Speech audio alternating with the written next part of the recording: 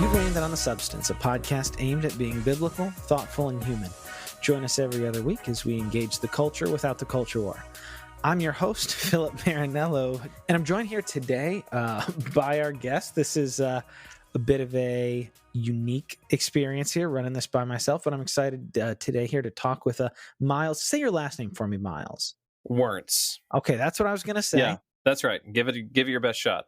It's taken me about 40 years to figure out how to explain to people how to pronounce my last name, and here's what I've landed on: is that it's Wernt with a Z at the end. just like it, like a couple. Let me just break it down in the most accessible way. One of my earliest memories is actually of being in a dry cleaner drive-through, and my mom spelling our last name. Nice. And that has been my life. Like, people just don't know really how to pronounce it or how to spell it, and so that's just it's just par for the course. So what I'm saying is, Philip, don't feel bad. Well, I always try to be respectful. I mean, there are times where sometimes somebody will say a name that's very common, and I'll still ask them how to spell it. Like, you never know. Always trying to play it safe. Myles he's an author of a number of books, and he's also a professor of theology over at Abilene Christian University. Myles, welcome to The Substance. I guess you and I are going to chat for a while here. Well, thank you for having me. I appreciate it. It's my pleasure. And if you're new with us here today, The Substance, we're a Christian variety show. Every other week, we talk for an hour or so about something related to Christianity, culture, or the arts. Sometimes we have great guests on, like today. Previous guests include Bradley Mason, Alan Noble, Caitlin Chess, Robert P. Jones, Karen Swallow Pryor, and several others. Other times, we talk amongst ourselves. And then at the end, if we have the time, we share some shout outs about things that we have found enjoyable or edifying. So I was expecting a little bit of banter back and forth here, but since it's you and me, Myles, let's get into it. You have a new book. When did your book come out? Came out late April of this year.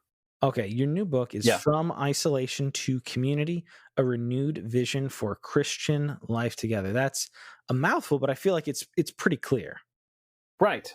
So at first glance, this sounds like a COVID book. It sounds like, everybody's in isolation and we're trying to figure out how to get out of this quarantine that we're in. So this book actually was written mostly during COVID, but I didn't actually have COVID in mind when writing it. So one of the things that I noticed immediately during COVID was the way in which many churches were so it didn't really matter like whether your church had like any expertise in technology or knew how to operate Facebook or had a streaming platform of any kind. Within about 3 weeks, every church basically figured out how to be really tech savvy because everybody was having to do the streaming stuff. That's true. I was actually in Kansas City when COVID. We were like in Kansas City when things started to shut down.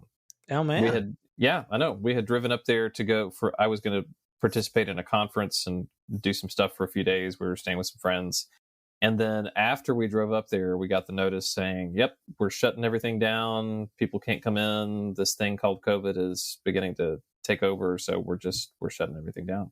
So we got in the car and drove home and had no idea what was going on. Very soon after that, when all the churches were trying to figure out what on earth they were doing and how they were going to be church in this new reality of being separated from one another, well, the thing that became, I think, clear to me was how much of the ordinary functions of church people were finding ways to put online. Whether it was Sunday school groups or the service or worship, or even people taking communion online, sure, kind of the whole 9 yards. And so I began to ask, like, okay, so if everything that we do is basically able to be put online or to be put into a digital format of some consumable form, what is that really saying about the nature of church, right? What is this saying about the way in which we gather? And is it really saying that gathering is just kind of like an optional feature to what it is that we do as church? I had a conversation with a pastor in Dallas right around the time that I started writing this. And this is a pastor of a fairly large church in the Dallas area. And he was excited about the possibilities going forward with COVID because as he put it to me, this gives us a great opportunity to really produce a lot more content. And I'm on Zoom with him, and I really hope that my face didn't reflect like the amount of horror Yeah. that I was feeling at that moment when he said that. You know, the Because role of the church, there's communion, there's the fellowship of the saints, and there's the creation of content. and there's content production. That's right. Um, but it really it was a very telling statement at the same time, because it really took it said, okay, so here's what we do. We come together, and the fact that we come together is really incidental to what the main thing that we do, which is to produce videos and to have a message to tell and a story to communicate and all these sorts of things. And those are not bad things, but at the end of the day, it really makes the fact that we gather together in any sort of physical way, like the fact that we gather together, it really makes that optional. You don't have to do that, right? Yeah. So that's when I began thinking, okay, so what is this? What is this saying about the state of churches? And further, is this what is happening to churches right now, where everything is having to be digitized and separate? Is this just really revealing the state of what churches already were? Right?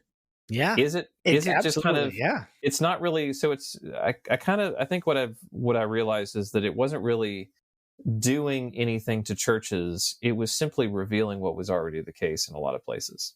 Right. That we already thought about our gatherings as optional. We thought about our physical presence to one another as just kind of like a convenient way to do X. But it really didn't have anything to do intrinsically with what it meant for us to be church. So one of the books that I have taught on a number of different occasions, and I'm going to teach again in the spring, is Dietrich Bonhoeffer's Life Together. Right. And so, I'm in the midst of we're in the midst of COVID. I was in the process of losing my job at the time, transferring from one university to ACU, where I currently am. It was just kind of like a really hard place. And so I started reading Bonhoeffer, in part just like to have something to do during that really weird period of time when you're just all at home all the time and nobody's going anywhere and you don't really know what's going on. But partly also to kind of help me grapple with this basic question of what is there about church that is essential, and what is there about, like, what is it about the bodiliness of the church that means something? And so that's where it began, is kind of just beginning to kind of go slowly through Bonhoeffer's Life Together. And one of the things that that you realize very quickly in Bonhoeffer is that his way of talking about church, particularly in that book, Life Together, and for your audience, if you've not ever read Bonhoeffer's Life Together, it's just kind of one of those Christian classics that I think a lot of people have read at one juncture or another. But it's just one of the richest texts that I know of within Christian theology. No, that is one that, like, I was vaguely aware of it, but I was not really, I mean, before kind of going through your work here with this book, that's not one I heard talked about a whole lot. So I was grateful to be introduced to it. And that's definitely one that sounds like it's worth picking up. I'll give you kind of the quick version of it is Dietrich Bonhoeffer was a German theologian, probably best known for being hung by the Nazis. He was running an underground seminary in the 30s and early 40s in Germany, was picked up by the Nazis and put into Flossenburg concentration camp and killed 9 days before the Allies liberated it. But was for most of his career was really concerned with the way in which Christian community happens. Like, what does it mean that we're been called to be the body of Christ in the world? It's something we talk about all the time, and I'm surprised that we haven't done more Bonhoeffer related stuff on the show. Theology of Place is something that we come back to all the time, and some of the challenges that you're talking about at the beginning, we didn't go deep on it, but just with all the different breakthroughs with AR and stuff like that, we have kind of talked about some people getting, like you said, excited. And not that we shouldn't look into potentials to use all these things for good, but we can't lose sight of Christ made this. Christ is the head of this. So like we need to look to him for kind of how we engage with it. Yeah, I get really horrified with things like metaverse church. I'm in a discussion group on Facebook, and somebody in this discussion group I'm kind of I'm kind of like a lurker or an outsider in this particular group that I'm in. But somebody put forward this article about the future of metaverse church, and immediately like all of like so many of the folks in this group just all chimed in, and they were all so excited about the possibilities of metaverse church and digital online church. And I was like, no guys, hard pass. Here's this is perhaps the most dystopian thing I could think of, in part because again it teaches us that your physical presence isn't really necessary. And ultimately your body isn't really necessary. What's really necessary here is the fact that you have a functioning brain that can operate a keyboard. Like that's what about you really matters, not your physical presence to one another. So with Bonhoeffer, I began to kind of poke around and realize, okay, so what is it? What's going on here, particularly as churches are scattered in this pretty profound and pretty hard way in 2020. Bonhoeffer has this way of diagnosing what goes on with churches, I think, that's really helpful, in that for Bonhoeffer, just because you are gathered together in a place doesn't mean that you have community in any meaningful sense. Sure. For him, you have churches that are producing people training people to be individuals. You have churches that are what he calls crowds, where people are pointed toward the same object or having the same experience. But ultimately, at the end of the day, in both of those scenarios, like, you don't really need other people. That the church that is training people to be individuals and the church that gathers people together to have a big common experience together, they're kind of the same. They're just kind of two sides of the same coin, in that, but in neither scenario do you really need other people in order for what you do as church to be like logically coherent. That you can have the same experience, like the same big group crowd experience, watching a live cast. You don't really need to be next to one another. The fact that I'm watching this great experience, the fact that there's other people next to me is fine and interesting, but if they weren't there, then I'm not really losing anything. I mean, that is the way a lot of people do church, right? Yeah, exactly. And I think that's what COVID, I think, illuminated for us, is that that's basically what we had been trained to be individuals. We had been trained to not really need one another for a very long time. And so Bonhoeffer then offers a very different vision of what church is about. The presence of others and the gathered community is not an additional feature to what it is to be church, but it is an essential component to being church. I want to go down that path a little bit, but I wanted to rewind just a tad. And I'm always fascinated with these, and I don't always have the opportunity to ask the authors about them. But since I have you here, tell me about Chip Conyers and the introduction. I always love dedications, and it says, the dedication of your book says, to Chip Conyers, who told me to stay. Whatever you feel comfortable with sharing, I'd love to hear about that experience. So part of my story is learning how to commit to a particular theological tradition over a long period of time. And for me, I've been Baptist since I was in high school. And anyone who has been Baptist for any length of time knows that there are good seasons about it, and there are really hard seasons about it. And they're really great. You'll encounter really wonderful people, and you'll also encounter some really, it's just some really terrible folk along the way. I imagine it's the same in pretty much any theological tradition. Yeah. But yeah, so my story is, I went to a Baptist undergrad. I went to a Baptist seminary, and knew that I wanted to go on and do PhD work. And Chip Conyers was a professor of mine in seminary, and so I consulted him, and he was dying of cancer at the time, and kind of told him where I was, and told him that, I've been to a Baptist undergrad, I've been to a Baptist seminary. If I stay here at Baylor and do a PhD at Baylor, that pretty well locks me into being like the Baptist guy. And I told him, I just have some reservations about that. Maybe I should go somewhere else and try to get a broader range of experience. And I think part of it, I was really looking for an excuse out of being Baptist. And Conyers told me, well, maybe this is just where you need to be. And he said it very, very matter of factly. he wasn't looking for me to necessarily like offer a rebuttal or a response to it. It was kind of like, I think that this I think you've identified what the issue is, and I think you know what you need to do, which is to stay. And anything that I would do kind of to the contrary really would be, I don't know, kind of Jonah headed to, west instead of east. And so I remember I was sitting at the kitchen table with him, and I said, that was not the answer that I was really looking for.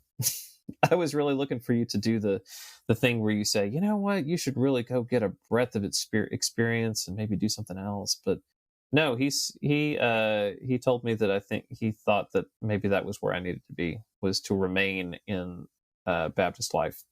And so I've thought about that conversation a lot since, like, probably at least once a month I think about that conversation. In that, being a part of a community like Bonhoeffer talks about it is not an idealistic thing by any stretch of the imagination. It is hard. He talks about kind of the warts and bumps that go with being a part of any community, whether it's kind of a local church community over the long haul or committing yourself to a theological tradition over the long haul. There's all sorts of imperfections and all sorts of warts, but there is also good that comes to committing ourselves, I think, to local bodies and to like specific groups of people over the long haul. Man, absolutely. So anyway, I've thought about that when I was writing this book. I thought about him a lot, and particularly that conversation. So, he's been dead for over 20 years now, but I thought, well, no, thanks for sharing. Like when I read that, I was like, well, that seems very impactful. It seems like there's a lot there. Mm-hmm. So thank you. Thank you for sharing that with us. Yeah, absolutely. So I don't want to, we don't need to get into all of the nitty gritty, but just kind of broadly for our listeners and for how you handle it in the book, talk a little bit about the way, and not just to dunk on the modern church exactly, but what is it? What do churches miss and what do they maybe substitute? Like, what is it about the way a lot of modern churches are structured and set up and how they function that tends more towards isolation? So the thesis of the first couple of chapters is that we recognize, on the one hand, that one of the things sin does is it breaks us apart from one another, and that it divides us from the people that we love the most, and that it separates us from God, it separates us from ourselves, it separates us from the earth, it separates us in all sorts of ways. But what we don't frequently realize is that the way in which we do church is not mitigating that. It's only replicating that. And so I do a little analysis of kind of, okay, so let's consider the basic options that Bonhoeffer puts in front of us, and the way in which he just says that, two of these are effectively two sides of the same coin. The two versions of this, the church that teaches people to be full-bore individuals and the church which emphasizes kind of big crowd gatherings, both of these are just training us to not need other people. If one of the effects of sin is that it divides us from one another, such that we implicitly learn from very young that we have to kind of stand on our own 2 feet, that we can't ultimately depend on one another, that we need to be individuals, we need to own the ground that we stand on, something like this. Sure. The churches don't do us any favors when all they do is just kind of repeat that. But the way in which that gets repeated is very subtle. It's repeated in the way in which we are taught to read scripture and to own our own, that my interpretation can be my interpretation and yours can be yours. And we can maybe have some dialogue about it, but it doesn't really, at the end of the day, it's my interpretation and it's going to be kind of like sacrosanct in that sense. Or it's the way in which we teach people to sing, emphasizing kind of big crowd performances rather than a form of singing in which people's voices depend upon one another to work. It's the way in which we do communion when we have, and I love my church, but we do this with like the individual single size servings of communion stuff. Sure. Hate it. Hate it all the way down. And that whack little juice too, especially now with COVID. Yeah. It teaches us that communion is effectively not about the gathered church community, as the New Testament describes it, but it's fundamentally about my relationship to God. Just that one particular thing. I think about that now, especially Mhm. post COVID. Like, you are literally, instead of communion, you are getting a made for you individualized Mhm. thing. I never really thought Mhm. about that before. So there's all sorts of subtle ways, some explicit and some subtle, in which we see the problem of sin, that sin divides us from one another, but then the way in which we practice church just doubles down on that. Like, it just reinforces that same ethos of being individuals, being broken apart from one another. So then you have something like COVID that happens, and we have to put everything online, and we're all by ourselves. And it's like, you know what? We could do this in a heartbeat, because basically we've been training to do this for a long time. And so COVID just kind of pulls the mask off to say, "Yep, this is what we always were." So it winds up being kind of a downer book, but in a way that ultimately I want to be hopeful, to say the solution then is not to throw out all of the stuff that we do. The solution is not to throw out preaching or Bible study or singing or communion or acts of service. Like, don't throw out any of that stuff, but just do it in a way that's actually consistent with being a community.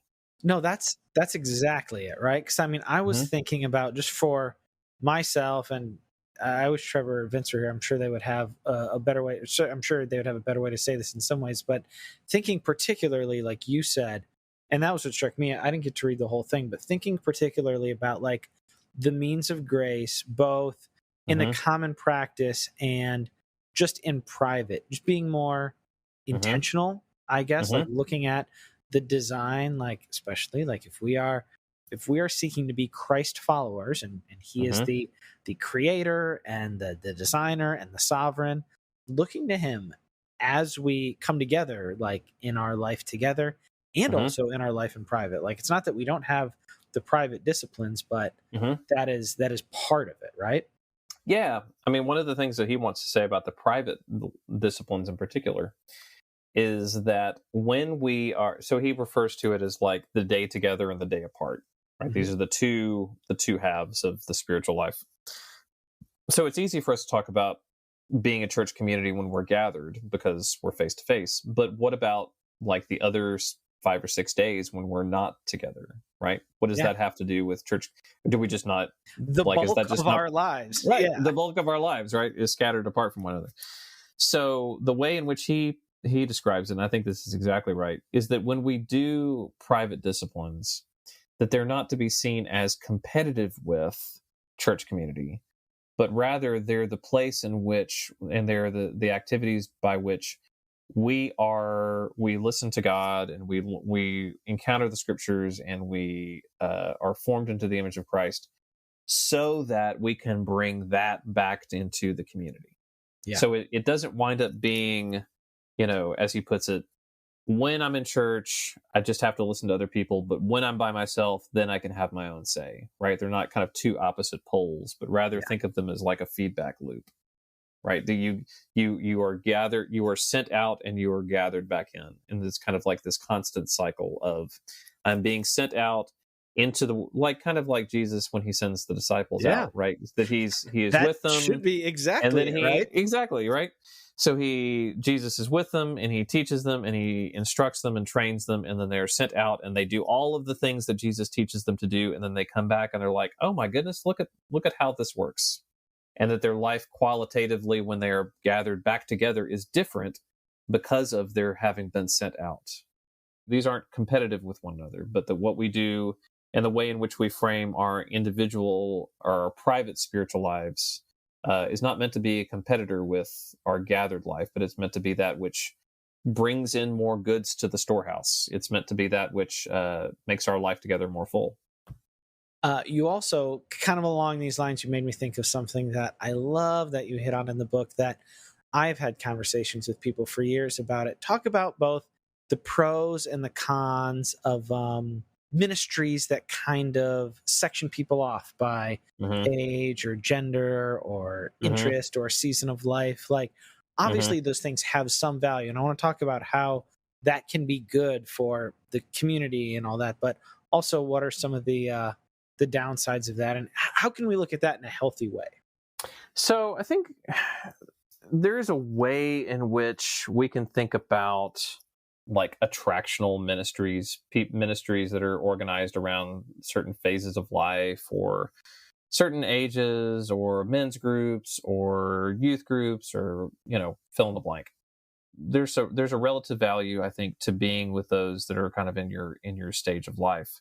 The problem comes when we begin to think about what it is that joins us together as church as being something like that, right? That the core of our church is that we're all 20 somethings in this stage of life, or the core of our church is our common sociological identification as parents, right? This is the family church, or this is the college church, or this is the youth church. Fill in the blank.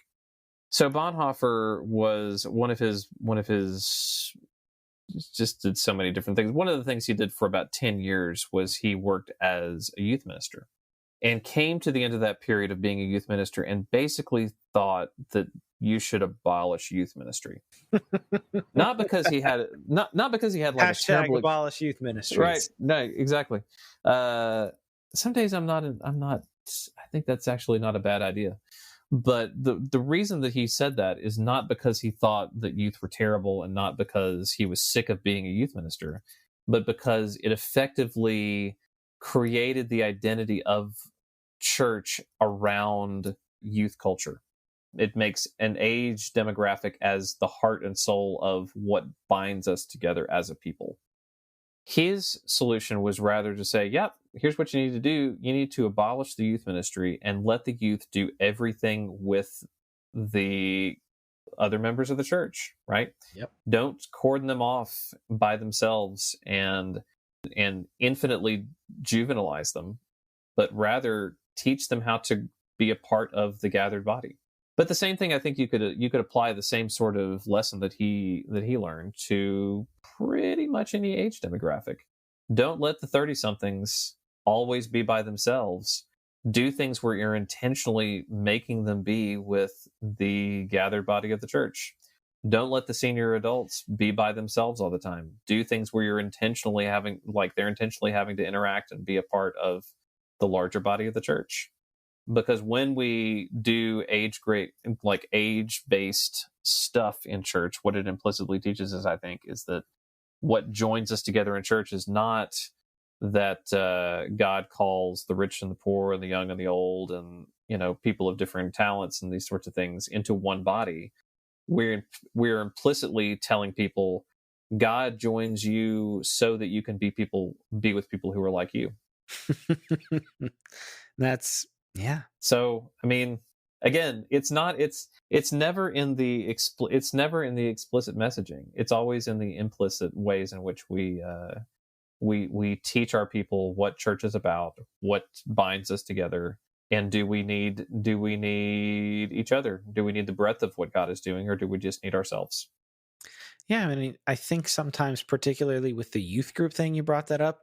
Mm-hmm. I think that can be more obviously damaging, right? Like when we see, they're kind of infantilizing these kids, they're not necessarily encouraging them to maturity. And not that doing fun stuff and summer camps and activities, not that that's not mature or whatever, but kind of being like, no, this is youth. It kind of gives a sense of like, okay, this is like junior Christianity. And the people who like stay in that ministries, like we can even kind of view as like, oh, they're like there's like the senior pastor, there's like the elders, and then there's like the youth pastor. Right. That's right. Not and viewing you just them have as those full like ministers. Yeah. Yeah, there's that part, and then also like when a lot of churches are in like the growth kind of let's attract, it becomes like you said the youth culture thing. Like let's just make whatever is cool to attract young people. That's what our church is gonna invest heavily in to like get a lot of kids here. And it can be very easy to lose our way. But I mean, I don't think it's healthy really for any of those. It's just maybe a little bit more obvious in that way, right? Yeah, it's really obvious when it comes to something like youth culture. But I mean, the more I've kind of reflected on that bit in particular, on the one hand, it's like you want to appreciate churches for what they are, where they are. right? So I live Mhm. in West Texas, and we have a lot of cowboy churches because we just have a lot of people that really love cowboy culture, right? Sure. That are legit cowboys and or just wish that they were legit cowboys. And I don't want to negate that to say, wow, that's terrible. You shouldn't, you shouldn't have that in common, because they do in fact have that in common. Like if you Sure. live in West Texas, like chances are whatever church you go to, it's going to have some kind of inflection of West Texas culture. That's just kind of what it is. If I were going to church in if I were going to church in Thailand, it's going to be inflected with Thai culture. That's just what it is. You have, you can't have your church at some level be something other than what the possibilities are for it in that particular time and place. Well, that's part of the whole thing that you're setting up too, right? 'Cause that is good. That is the Hmm. full expression of God's creation. Because, like, Hmm. if they denied that, they would be denying, like, part of them, and not that in, like, some sort of woo-woo way, but, like, Hmm. God made us with bodies in time. Like, Hmm. we reflect different aspects of, like, his creation and his goodness in different ways, in different places and times, and we should reflect that, right? Hmm. That's right. But just to remember that that's not what joins us together, right? Correct. That Christ has joined together the Jew and the Gentile, and particularly, like I take this as prototypical of the way in which you see a lot of the churches, well, most of the churches that we have like evidence for in the New Testament are kind of these composite churches in which they're not comprised primarily of the rich or primarily of the poor or primarily of Jews or Gentiles. They're just kind of like these weird composite bodies in which what joins them together and allows them to have a common life is the presence of the risen Christ. Mhm. That's it. That the Spirit has drawn them together into these weird mishmash sociological groups that shouldn't really exist, but here they are, So And that's Paul's picture of the body, right? Like, yeah, let not exactly. the hand look Exactly. down upon the eye or the Hmm. ear or the foot. Like, we all have those roles. Like, Jesus and geography. That's like the people who are around me, so that we can Yep. assemble together. Yep. That's Yep. those are the people of God who I Right. assemble with. Yeah, that's right. That's right. Rather than kind of doing the self-selecting model either at a macro level or at a kind of a micro level within congregations. I think that both of those kind of the macro one is easy to see, but the micro one where we divide people up according to different age groups, and again implicitly teaching them what is it that joins us together. This common experience of being 30 something parents, is it this experience of being senior adults, is it the common kind of stage in life of being youth? Is that what really kind of binds us together? Well, the problem is that once that changes, the church begins to dissolve because that thing which has bound them together has shifted. Man. But the same thing's true with respect to anytime you see a church kind of organized around a common, I mean, in pathological ways, when a church is organized around a common political platform, but even in like really benevolent ways, when a church is organized around a common like mission statement or kind of a missional activity, whenever whatever that thing is changes, then the church fractures and begins to wobble and sometimes fall apart. Yeah. Man. How many times have you been a part of a church or seen a church where there was a big galvanizing kind of theme or big galvanizing project or mission statement, and then once that changed, there was a big shakeup within the congregation and a whole lot of people leave? I was talking with one of my pastors about that not too long ago, and he talked about it at our church previously and several other Hmm. churches a lot of times, not even in the full-on mega church model, but just like, Hmm. and this is kind of another topic we've talked about before, and we'll probably talk more, like the way churches select leaders is kind of gotten corporatized so much Hmm. that it's not really about, not even like biblical qualifications, but like thinking about like what is a church and what are we trying to do. It's so personality based. A lot of that happens when I see that. It's based around a guy, or I'm Hmm. sometimes a gal, but usually like if there's a charismatic man who is like leading and people are coming for that guy, when that guy leaves or when that guy has a Hmm. scandal or when that guy is no longer the common thing, Hmm. when you looked at the Rise and Fall of Mars Hill podcast, you look at Mm-hmm. how could something with tens of thousands of people spread all over the country and people tuning in all over the world kind of stop like Mm-hmm. when one guy was gone. Like that's that belies some serious unhealthiness, and you see that in small Yeah. versions all the time. In I mean, in Bonhoeffer's reckoning, that just whenever something like that happens, it just reveals that what was binding the people together was not the fact that they were joined, not one another. Like they weren't there for the other people; they were there for the common mission, for the common purpose, for the charismatic leader, for the common cause. It was a crowd, Yeah. and once you change the conditions of the crowd, then you realize, yep, we were always just kind of side by side, but not really a community. Man. Well, another thing I wanted to ask you about, we kind of mentioned it along with like space and time in our bodies.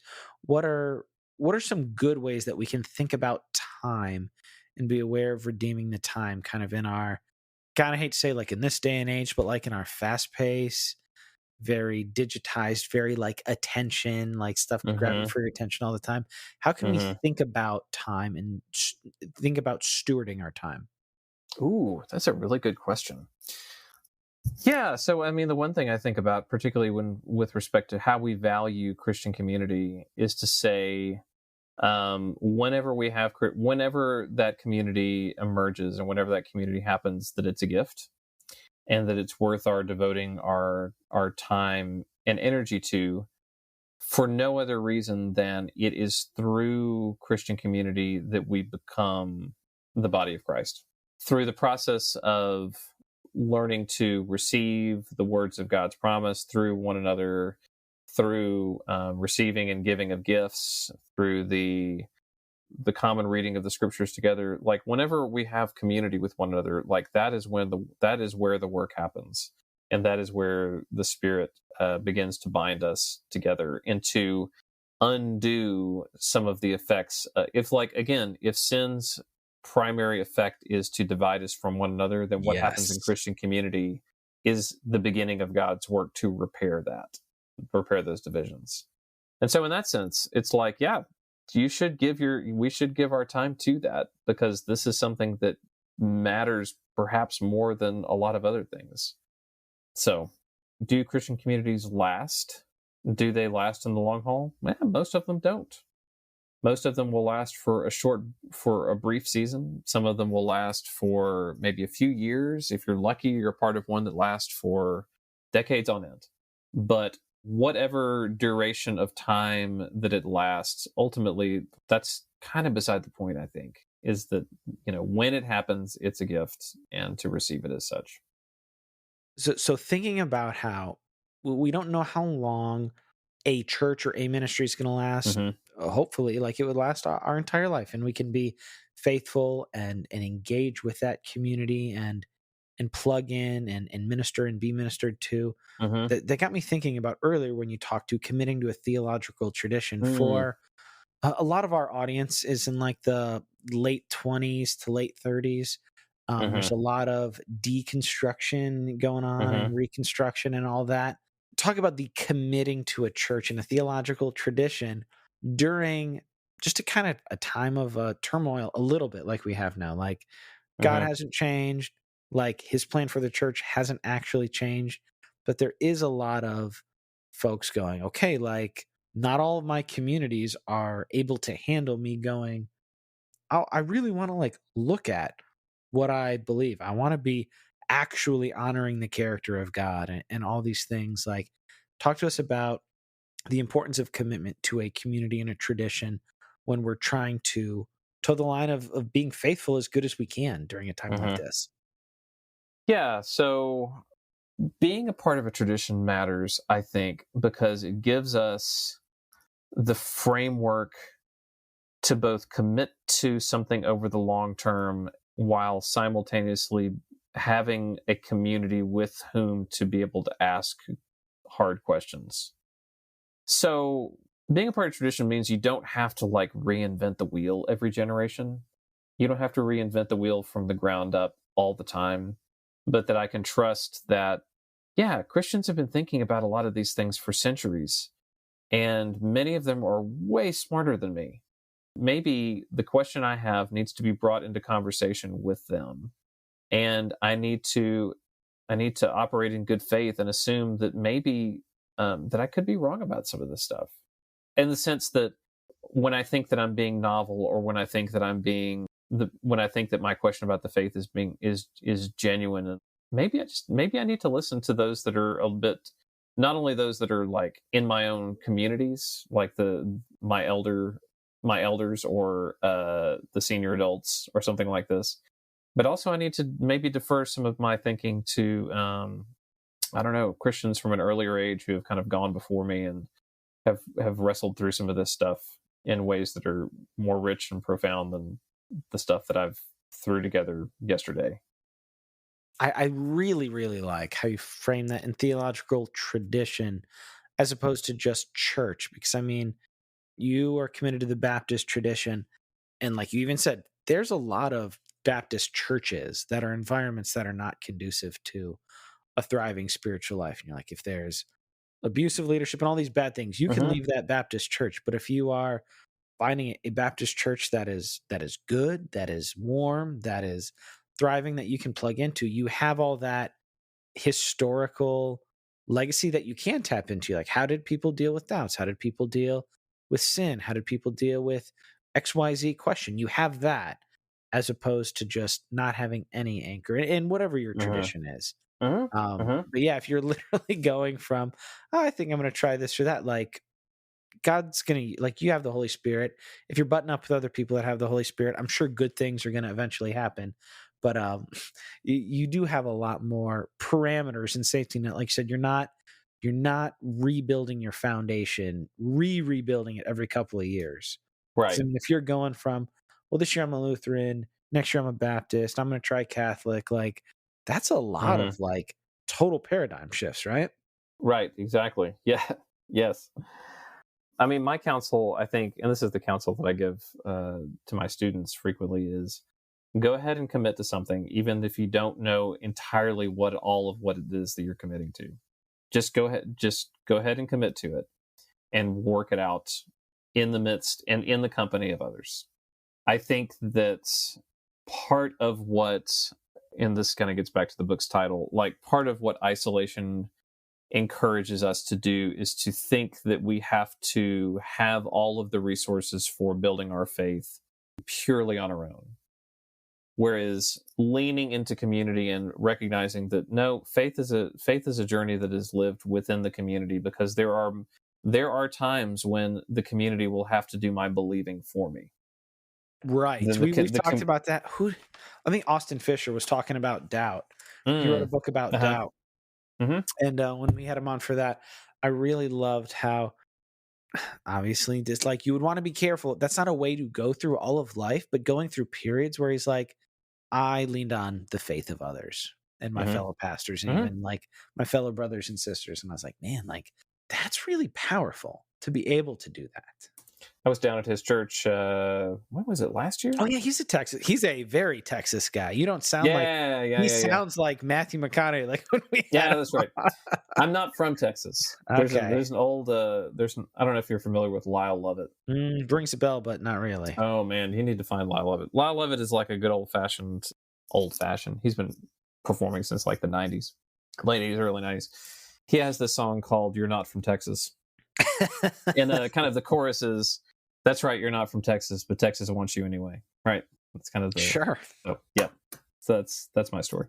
Very Not from Texas. Texas, but Well, then I guess I'd be curious here towards the end, when would it? I'm very sold, and I think there's a lot of value in the commitment for a long term.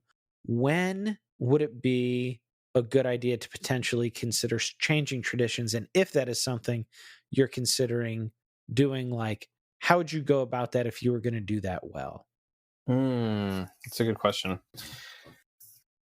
So, and here's where I want to distinguish maybe between changing churches, even though I'm fairly hesitant even to commend people to change churches. I think for the most part, the things that I talk about in the book, like they only happen when we commit ourselves to particular places and to particular communities. Sure.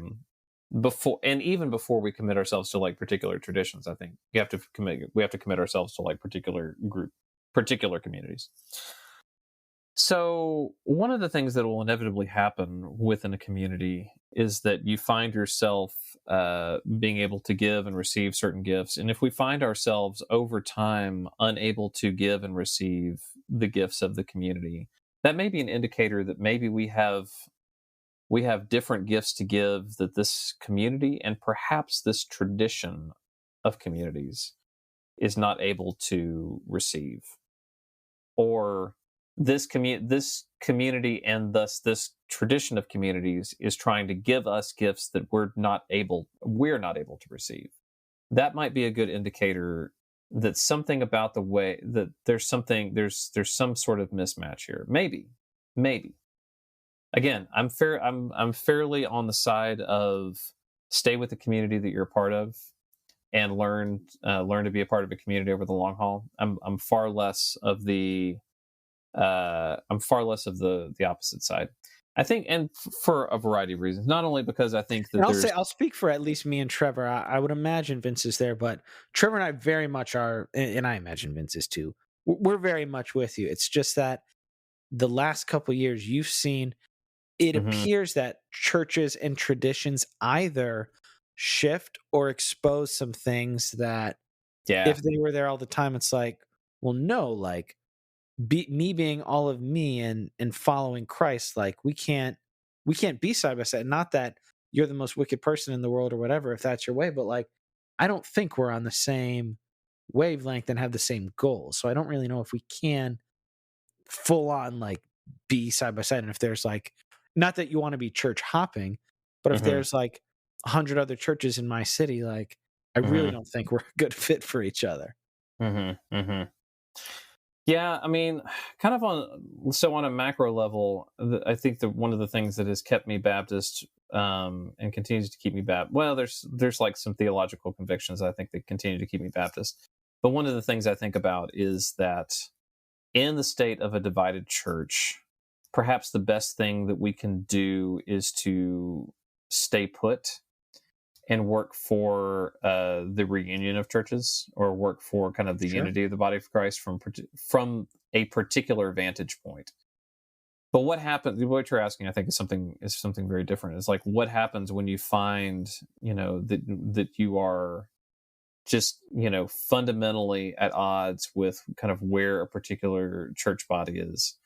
I think that's something I think that we lament. And I think that's something that we then recommit ourselves to. If we're going to commit ourselves to a different church body, that we go in looking to commit again, right? Yeah. If you get to that point where things are things feel like they're irreconcilably broken, sure, I think that's always something to lament and something to grieve. Yeah. And then you go into you look to join a new church body. Just go ahead and jump in with both feet. Don't go in kind of tipping your toe in the water. Just go ahead and just jump in with both feet. And I'm very grateful that God kind of opened the paths he did, and the Google searches happened the way I did. When I left my church a couple years ago, literally the first one I visited, so much of it was so great, and I've been there. And this is like, after I left this is the third church in my life that I've been really a part of, and I've been a part of church my whole life. So it's a blessing. And one of the church changes was because when I moved here to Kansas City, so I'm really only on my second church here in Kansas City. So I consider myself blessed, but I always just want to think about, like, there's a lot of people hurting right now, and I think that commitment can seem scary for folks who are hurt and harmed and skeptical. But just the value of just like a relationship, right? Like you can't benefit from a relationship with an individual if when you get together, you're like, well, like, I don't really want to commit to like engaging with you and like being here and sharing myself and like being engaged, then like you can't really get anything out of that.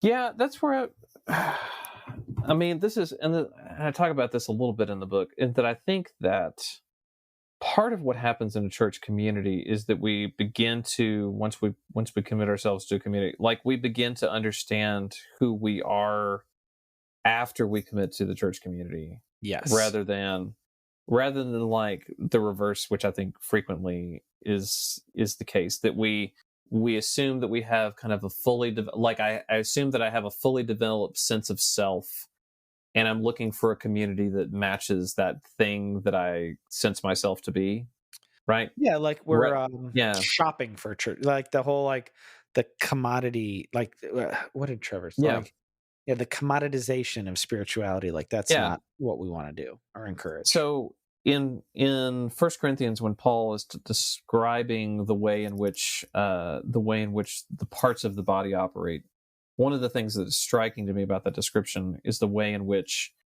he first presumes that you have a body, and then secondly, and then and only then do you start to get kind of distinctions and delineations within the body. So you have a body first, and then you have eyes and feet and hands and ears and all the rest, right? Yeah, you're not just The, like, I'm eyeballs, I'm yeah, looking for a couple of yeah, exactly. sockets to plug So myself I don't into. assume that I'm an eyeball or this is my gift, and now let me go find a church to plug into that has like that particular, that particular need, or is comprised like where my body part fits. Sure. That's like the Frankensteining of, Yeah, that is perfect. so it's but rather so it's more like biological development, that you have this body that begins in utero to kind of differentiate and kind of to grow different parts, but first and fundamentally you have this body. And I think that that's the way. I think that when he uses that analogy, I think that that's a helpful thing, particularly for our age, as people are thinking about what it means for them to belong to a church. That yeah, we should actively resist the notion that I have a fully developed sense of self, and now I just need to go find a church that fits that fully developed sense of self. I'm like, well, maybe it's the other way around. Maybe you like commit yourself to a church, and in the process of doing that, you discover things about yourself that you didn't quite know, or maybe the self that you thought you had is not quite the self that you really are, and but you won't find that out until you actually commit yourself to this group of people that have access to you and can kind of like speak into your life in a way that sometimes is amazing and sometimes is really painful, but they're going to draw things out of you and change your own conception of self in really Yeah. healthy and productive ways. No, that's golden. Don't be a spiritual Frankenstein. Yeah, don't be a spiritual Frankenstein. Right. It works. It doesn't work that direction. I think it actually works the opposite direction. We That become who we are as a byproduct of having been committed to a community. man, that is perfect. Miles, here at the end, we only really have one segment on the show. Hmm. It's called Substance Shoutouts, where we invite our guests to share. And maybe I'll share one too, since it's just me and you here. But what have you been finding recently? So, Substance Shoutouts is really anything. What have you recently been finding, engaging with, watching, reading, listening to, that you've been finding either edifying or enjoyable? Okay, so I'm going to give one literary and then one trying to debate what the other is going to be. All right, so I'll give the literary one first. Okay. So I have been rereading a book called The Brothers K Nice. by David James Duncan. It is my vote for the great American novel. It is. I've read it 2 times now. This is my third time to go through it with a bunch of guys, and it is just phenomenal. It's like 550 pages long, and Ooh, there is not one page that is out of place or that is just like frills. It's just fantastic all the way down. nice. So if your readers haven't, if your audience doesn't know about this book, it is on my top 5 list of books that will like change your life for the better. I'm adding So it to my list. yep, it's amazing. So been reading that lately. Um, we're also cranking through the latest season of the Great British Bake Off. Nice. of whatever Netflix calls it now. I think that's what I it's think called. it's Bake Off in the U.S. Yeah, I think it's Bake Off. Yeah, whatever the official title It's the is. Great British Baking Show in the UK and the Great British Yeah, Bake Off here, I believe. I think that's it. Anyway, I'm it's a just week or two delightful. behind on that, but Yeah, it's so fun.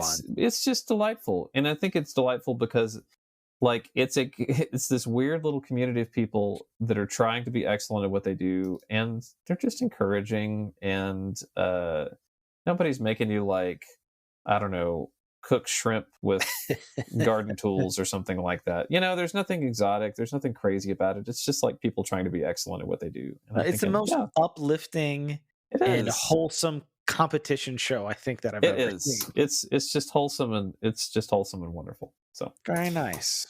there's lots of other stuff. Like I watch a lot of stuff on HBO that my wife doesn't share that Same. taste for. But that's it. Those are the two. Those are the two I'm going to go with. Those are the shout outs. Very nice. Very Baptist and safe, but I like them very much. Those are the PG recommendations. I like it. All right. We'll put a link for the book in the show notes. Is there anything else that you'd like our listeners to look out for, or where can people find you, Myles? So they can find me online and all the usual places. I have a unusual name, so all you have to do is just search it, and I'm there. I write. I have a Substack, the newsletter that I do twice a week on issues related to Christian ethics. Nice. So if folks want to come check that out, would love to have them along for the ride. Beautiful. Well, Myles, thank you for joining us. I'll be putting all the links to that in the show notes. Listeners, go check them out. Check out the book. And can I also say, and I can because I'm the only one here. Trevor could cut this out if he wanted to. Thank you for writing a really focused and concise book under 200 pages. Those are my favorites. I didn't get to read the whole thing before we talked, but we get sent books all the time, and I'm like, if it's not like 215, we get sent so many books. We need I don't get to look at half as much as I would like to, especially with a job and wife and kids and ministries and all that. But thank you for writing something under 200 pages. I think that unless it's super academic, there should be like nothing over 215 or like a great American novel. Yes. But if you're writing like practical stuff, I feel like, and I believe, what was it? Only like 6 or 7 chapters. That's primo for like either like a small group or a guys group or a gals group or whatever, like getting together. You can crank through that in a couple months and just be very, very edified. So thank you for your work with that. You're welcome. Well, thank you for having me on the show. I appreciate it. All right. Have a great evening. All right. We'll see you. You guys know the drill, but if you're new and you don't, The Substance is brought to you by you, the listeners. And if this is something that you like or find of value, we'd love it. If you threw a little bit in our digital tip jar, you can do that on Cash App at $The Substance Pod. Or if you really love us and want to join us supporting, you can do that in the anchor link in the show notes or on the website. It's $5 or $10 a month. It's extremely helpful. We got websites. We're maybe going to do some merch here. There's a lot of stuff. And giveaways. I know we still owe you a giveaway. Hopefully by the time you're hearing this, we maybe have done a giveaway for getting 100 reviews. But we always love doing stuff for you guys. So if that's something you want to join in on, we'd love to have you. TheSubstancePod.com, episodes, the Blessed playlist, support page, email, anything that you want to do to get engaged with us or directly engage us, you can visit us at TheSubstancePod.com. Our homepage has all our socials. Click on those, follow us, and engage with us on TheSubstancePod.com. Yeah, I had a friend of mine the other day tell me, I was talking about all the places that The Substance is available. And he's like, I just go listen to it on thesubstancepod.com on the website. Nice. For real? Oh, yeah. That was how I started listening to podcasts before I knew how to get my iPod plugged in and download it on iTunes and transfer it into my iPod. I used to just stream it off people's web. That's the best. Leave some comments. There you go. And call our voicemail line, 913-703-3883. 0 the voicemail, because it's 2022, so, I mean, you already knew that. And we'd love to hear from you. thesubstancepod@gmail.com is our email address, and we love it when our listeners write to us. My name's Trevor. And I'm Philip. And I'm Vincent. And we're very glad you joined us this week. Excited to see you next time on The Substance. We out.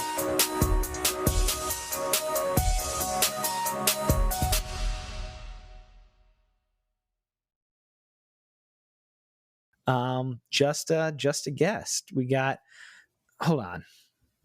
I didn't even anticipate that. This is part of, okay. Here by myself.